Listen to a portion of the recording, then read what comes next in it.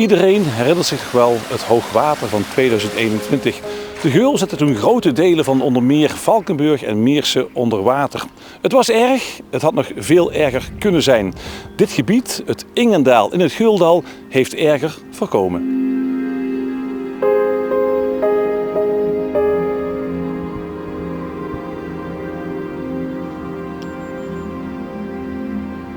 We staan nu bij het Ingendaal met relatief droge voeten. Het is vroeg, het is nat nog, het gras.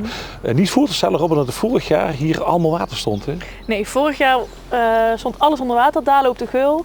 En het hele Ingendaal stond toen blank. Ja, even voor de locatie, waar staan we precies? Waar liggen de plaatsen?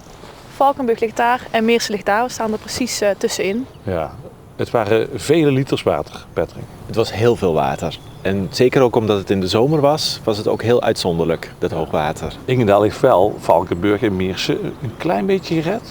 Ja, doordat er ruimte was hier in het dal, heeft dat inderdaad ervoor gezorgd dat het niet nog erger was dan wat het al was. Ja, tijd om het van dichterbij te gaan bekijken. Ja, we gaan eens kijken.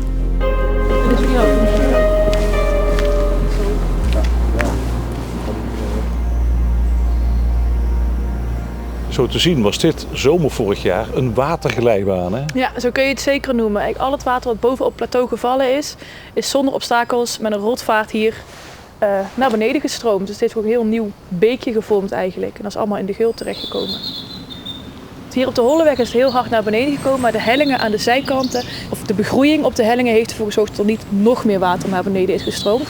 Want 40% van de regen die valt, wordt al tegengehouden door de bladeren. En dan de ondergrond zorgt ervoor dat het water vertraagd wordt en dus meer kans heeft om de grond in te trekken. Ja, waardoor het dus niet meteen de Geul in komt. Ja, dus een vertragen van water, dat werkt.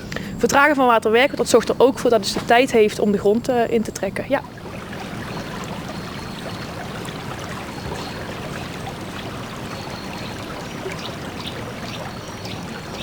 Nu kabbelt de Geul, blijft keurig binnen de oevers.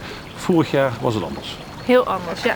Hier kun je goed zien waar vorig jaar het water allemaal heeft gestaan. 1000 hectare Geuldal is onder water gelopen. En hier in het Ingendaal heeft dus ook heel veel water is hier vastgehouden. Ja, als je ziet van hoe smal die hier oorspronkelijk is en nu is, dat is ongelooflijk veel. Hè?